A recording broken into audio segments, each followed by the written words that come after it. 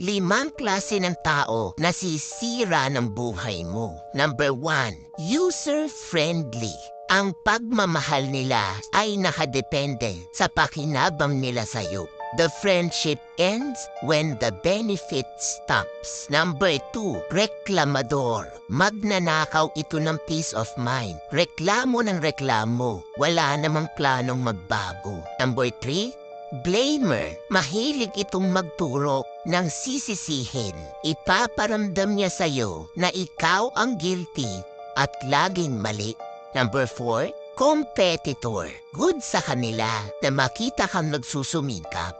Pero ingat ka kasi ayaw na ayaw nila na malalampasan mo sila.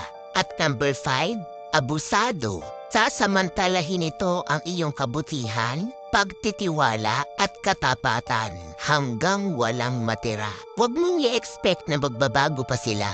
Be the bigger person. Unawain mo sila, pero set boundaries. Ilimit mo ang contact sa mga taong ito.